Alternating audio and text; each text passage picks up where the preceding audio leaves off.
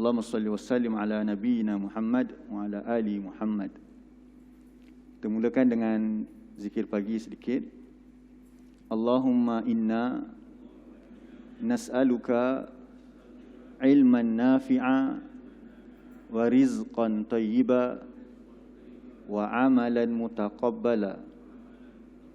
Ya Allah, sesungguhnya kami memohon kepadamu ilmu yang bermanfaat, rezeki yang baik, dan amalan yang diterima. Allahumma bika asbahna wa bika amsayna wa bika nahya wa bika namutu wa ilaikan nusyur. Ya Allah, kami berpagi-pagi ini kerana Engkau, dan kami akan berpetang-petang kerana Engkau, dan kami hidup ini kerana Engkau, dan kami mati kerana Engkau, dan kepada Engkaulah kami akan dibangkitkan.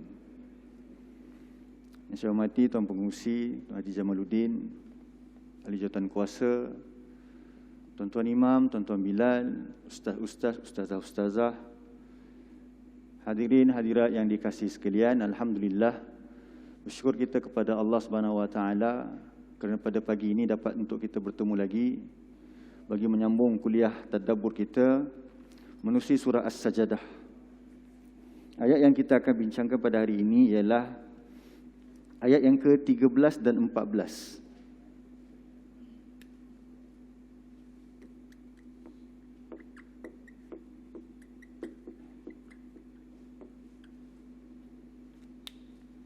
Ke surat yang ke-416. Ke surat 416.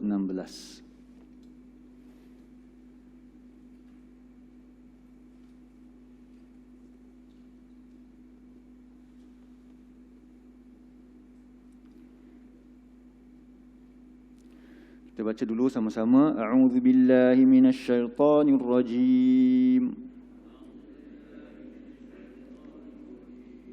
Walau syi'na la'atayna kulla nafsin hudaha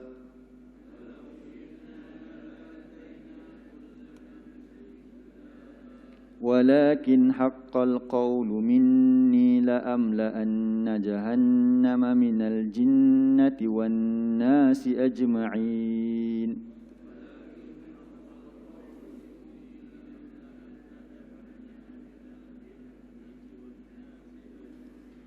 فذوقوا بما نسيتم لقاء يومكم هذا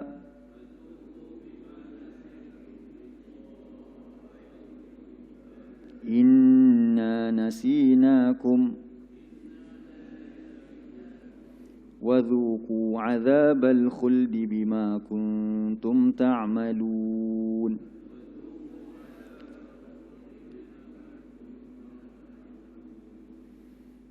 Baik, Allah berfirman, walau syi'na, dan jikalau kami kehendaki, la'ataina, pasti kami akan kurniakan, kulla nafsin, bagi tiap-tiap jiwa itu, hudaha, petunjuk baginya, iaitu taufik untuk mentaatinya. Walakin, dan akan tetapi, haqqal qawlu, telah tetap keputusannya daripadaku. Apa dia? La'amla'anna jahannam. Pasti benar-benar aku akan penuhkan akan neraka jahannam daripada kalangan jin, wan nas, dan manusia ajma'in, kesemuanya. Fadhuku, ayat yang ke-15, ayat ke-14. Maka rasakanlah oleh kamu bima nasitum, disebabkan apa yang nasitum, kamu telah lupakan, liqa'a yaumikum hadza, kamu lupakan akan pertemuan hari kamu ini, iaitu hari kiamat.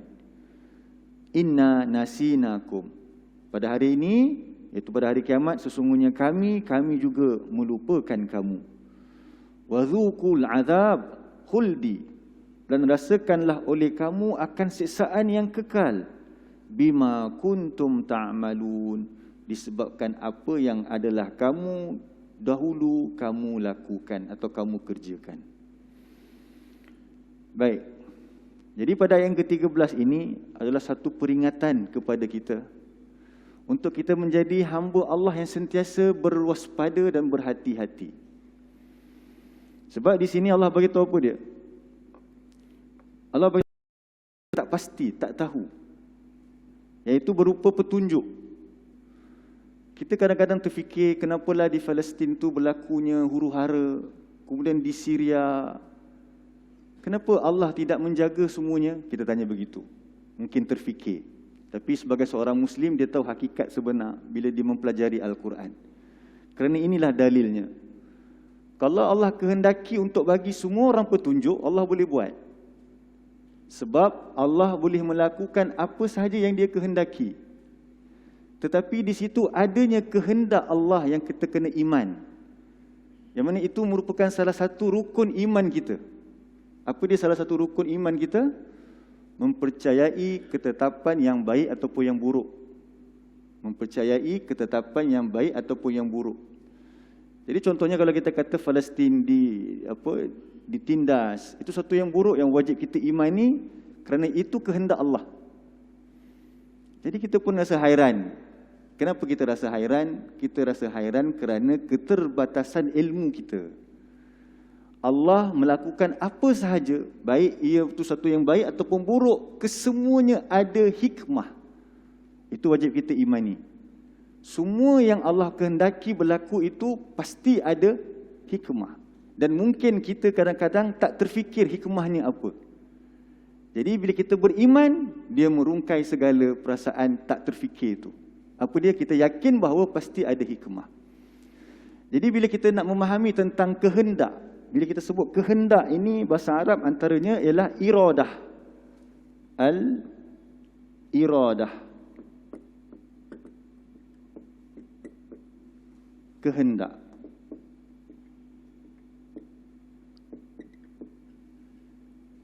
Kehendak ni kalau kita nak faham dengan mudah, kita kena bahagikan dia kepada dua. Yang pertama disebut sebagai kehendak al-kauniyah.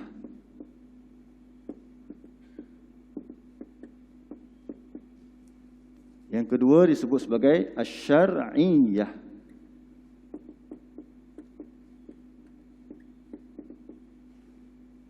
Sebut sama-sama, al-iradah, al-kauniyah, al-iradah, asy-syar'iyyah. Boleh nampak? Jadi apa maksud iradah? Iradah itu kehendak. Iradah yang pertama berbentuk iradah apa dia tadi? Al-kauniyah. Al-kauniyah ini maksudnya ialah kejadian. Al-kauniyah ni maksud dia apa dia? Kejadian.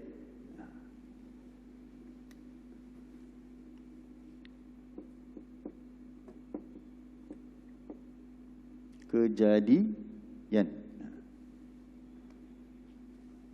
Kita kena beriman bahawa kita kena beriman bahawa apa sahaja yang terjadi dalam kehidupan alam semesta ini adalah kehendak Allah. Baik dari segi penciptaan, baik dari segi tingkah laku, semuanya adalah kehendak Allah. Sebab tu di awal surah Sajadah ini kita dah tadabbur dah. Contohnya pada ayat yang keempat. Surah As-Sajadah ini pada ayat yang keempat, Allah cerita tentang apa? Cuba tengok ayat keempat tu cerita tentang apa? Allazi khalaqas samawati wal arda wa ma bainahuma fi sittati ayyam. Di situ Allah ada cerita tentang apa dia? Kejadian, penciptaannya. Berupa apa dia? Petala langit dan bumi dan apa yang ada di antara kedua-duanya. Kita duduk di mana? Di bumi. Tidak tinggal di matahari. Dalam surah lain, surah Al-Baqarah, memang Allah sebutkan manusia itu duduknya di bumi. Surah apa Allah sebut? Surah Al-Baqarah. Cuba tengok dalam surah 2.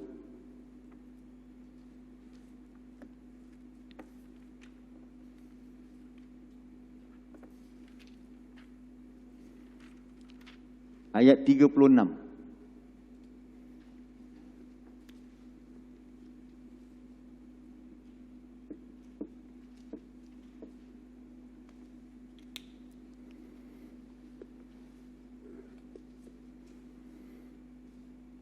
Muka surat 6.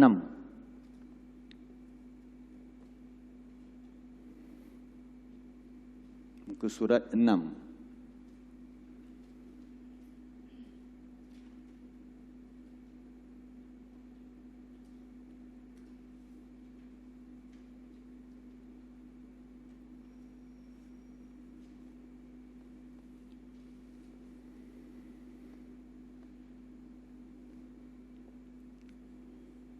Surah Al-Baqarah, surah 2, ayat yang ke-36, muka surat yang ke-6. Jadi Allah berfirman di situ, فَأَزَلَّهُمَا الشَّيْطَانُ عَنْهَا فَأَخْرَجَهُمَا مِمَّا كَانَ فِيهِ وَقُلْنَا اهْبِطُوا بَعْضُكُمْ لِبَعْضٍ عَدُوٌّ وَلَكُمْ فِي الْأَرْضِ مُسْتَقَرٌّ وَمَتَاعٌ إِلَى حِينٍ. Kita ambil hujung tu je. Allah kata apa dia? وَلَكُمْ فِي الْأَرْضِ, dan bagi kamu di muka bumi itu mustaqarrun. Apa dia mustaqarrun? Diterjemah apa kat situ? Tempat tinggal. Manusia ni dia kena duduk dekat bumi, kat mana? Kat bumi. Boleh tak dia bercita-cita nak duduk dekat Marikh? Manusia hari ni kaji kan, tapi boleh tak agak-agak? Tak boleh. Sebab apa? Sebab ketetapan Allah apa dia? Manusia duduk kat bumi. Manusia nak kaji itu nombor 2. Nak kaji kat Marikh ada apa dan sebagainya. Tetapi ketetapan Allah ialah manusia duduk di bumi. Dan apa yang ada di bumi? Mata'un. Apa tu mata'un? Kesenangan. Apa contoh kesenangan?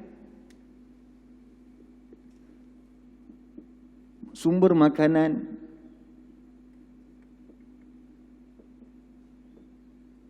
Apa lagi kat situ? Kita ada, kalau sumber makanan ni banyak kita boleh huraikan. Kambing, apa semua dulu kita pernah tadabbur. Lagi apa dia kita ada lagi? Kesenangan yang ada di bumi ni. Air, udara. Semuanya tu untuk memudahkan kehidupan kita. Kebahagiaan kita.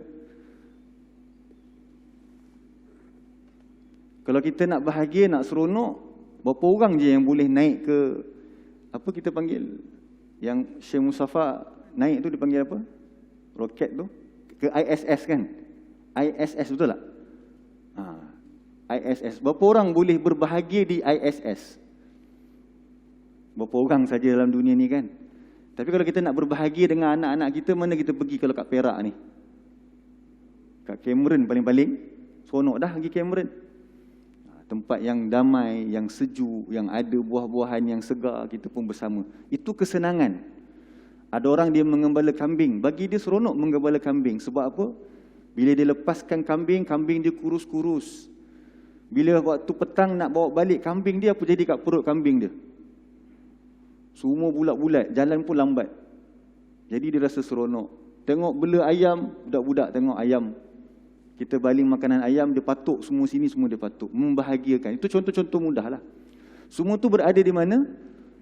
Siapa boleh ubah tempat lain? Tak ada siapa. Itu Allah kata bumi. Kalau langit pula, macam kita baca dalam surah Al-Mulk, apa yang ada di langit paling rendah sekali Allah sebut dalam surah Al-Mulk. Contohnya, Allah kata dalam surah Al-Mulk adanya bintang-bintang sebagai perhiasan. Walaqad zayyana as-samaa'a ad-dunya bimasabih. Dan demi sesungguhnya telah kami jadikan, kami telah hiasi langit yang paling rendah itu dengan bintang-bintang. Jadi yang langit paling rendah itu apa dia? Langit yang pertama. Langit kedua, tuan-tuan tahu tak ada apa? Langit ketiga, cuba tengok balik surah Al-Mulk, surah As-Sajadah.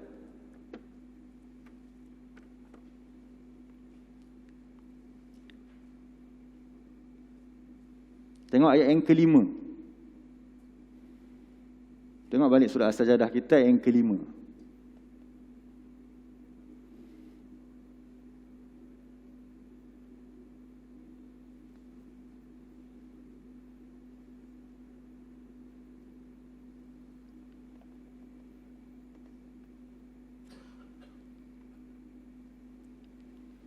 Apa Allah sebut dalam ayat yang kelima?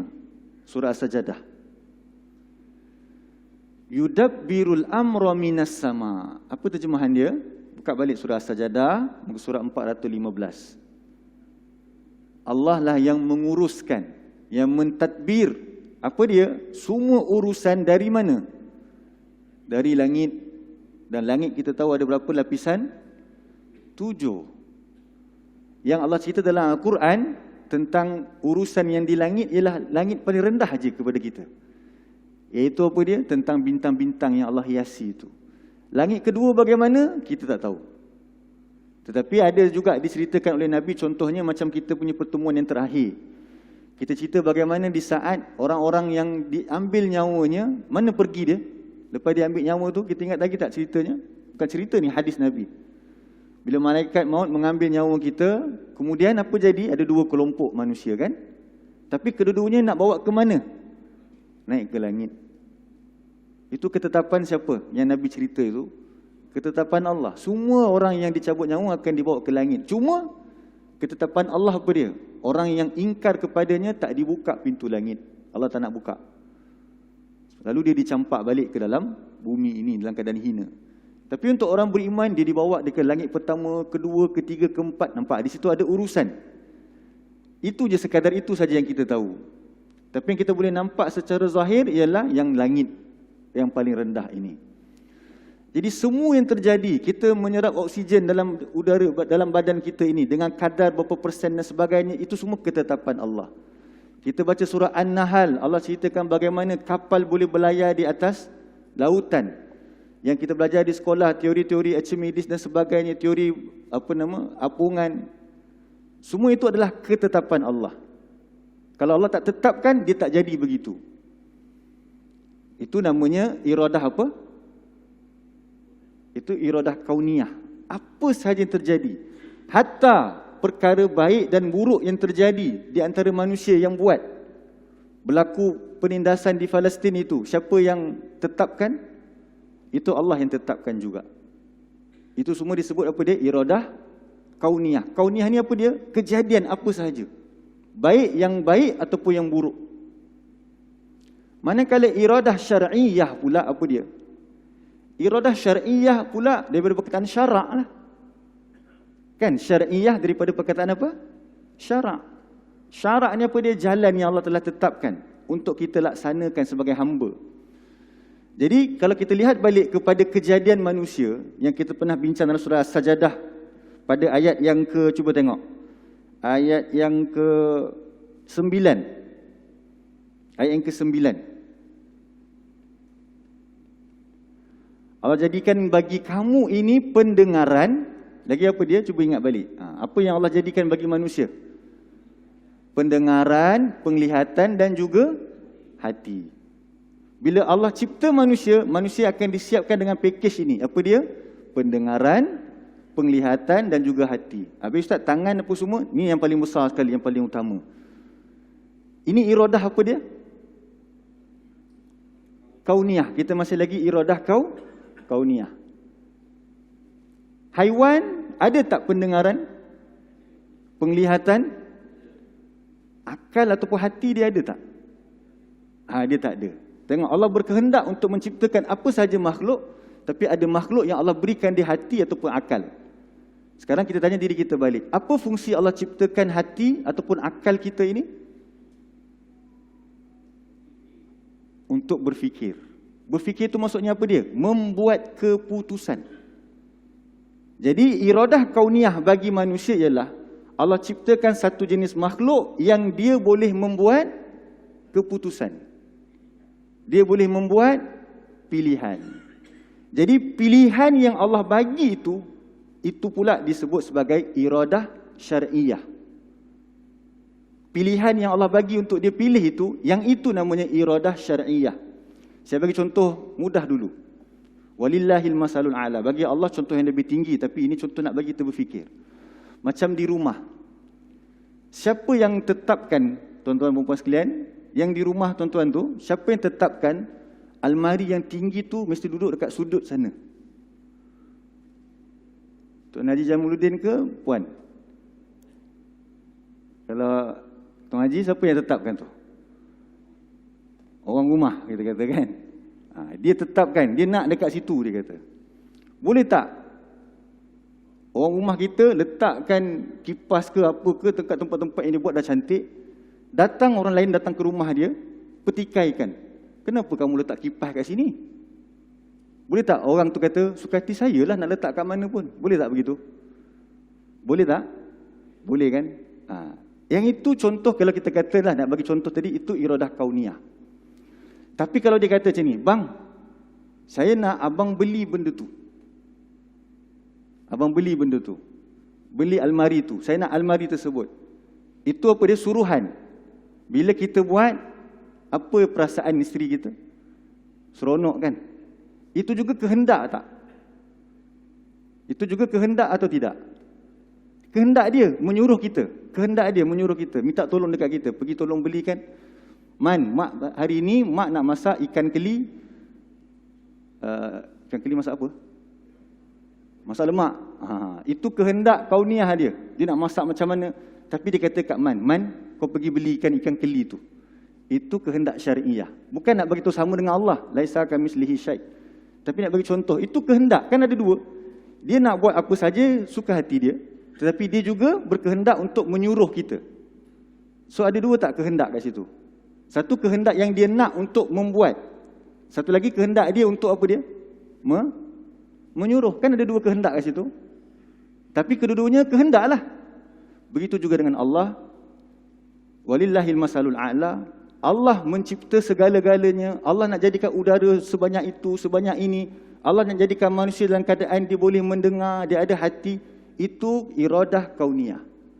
Pada masa yang sama, Allah suruh kita untuk mentaati dia. Itu iradah apa? Itu iradah syar'iyah nama dia. Yang kita menjadi keliru ialah apabila kita sebut macam ni. Kenapa ni kamu tak berubah lagi? Dia kata, belum sampai seru lagi. Seolah-olah dia nak kata apa dia? Allah ciptakan aku macam ni. Kenapa ni kamu dah sampai umur macam ni pun masih lagi nak berhibur? Mungkin contohlah, dia tengok kawan dia masih minum arak. Contoh, na'udzubillah, contoh je. Dia kata nak macam mana Tuhan cipta aku macam ni? Ada tak orang cakap begitu? Ada tak orang cakap begitu? Salah ke betul? Nampak macam betul sebab apa? Semua yang kita buat, siapa yang ciptakan? Allah. Tetapi di situ ada kehendak yang Allah suruh kita pilih kehendak tersebut. Namanya kehendak syariah. Nak minum arak ataupun tak nak minum arak, manusia boleh membuat pilihan. Kenapa manusia mampu buat pilihan? Sebab iradah kauniyah Allah menjadikan kita boleh memilih. Tapi kalau haiwan, lembu, boleh tak dia memilih? Dia tak boleh memilih. Pernah tak dia cakap dekat kita, tuan hari ni saya nak makan rumput New Zealand? Dia tak pernah macam tu. Yang dia tahu, apa yang dihidangkan depan dia, warna hijau dia makan. Sebagai rumput makanan dia kan. Tapi kita boleh tak memilih? Kita boleh memilih. Jadi ada beza tak kat situ kehendak Allah? Boleh tak kita kata semua benda tu terjadi kerana apa yang Allah kehendaki? Betul. Tetapi bila benda yang buruk, contohnya kita kata apa tadi? Kenapa kamu tak berubah lagi? Kita salahkan Allah, tu tak betul. Sebab apa? Di situ ada juga kehendak syar'iyah disebut. Jadi tengok di sini Allah kata apa dia? Kalau kami kehendaki, kami boleh jadikan semua orang itu dapat petunjuk, semua jadi soleh. Tetapi Allah tak nak cipta manusia macam tu. Allah nak cipta manusia supaya dia membuat pilihan. Lalu Allah turunkan syariat-syariat dia. Contohnya dalam surah, cuba kita tengok.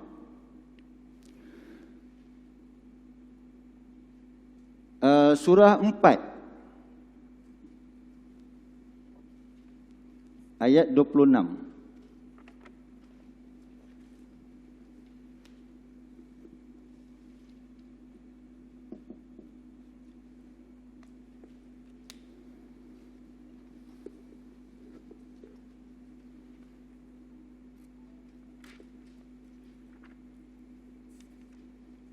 Surah 4 ayat 26.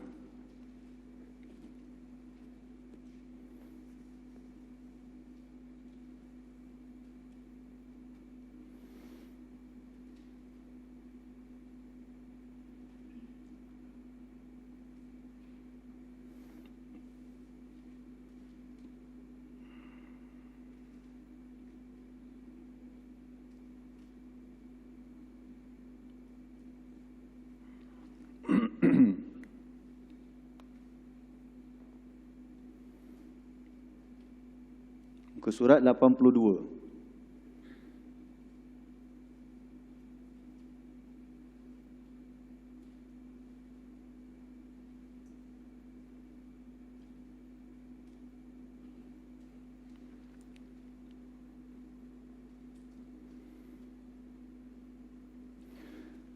Ayat yang ke-26. Surah 4 ayat yang ke-26.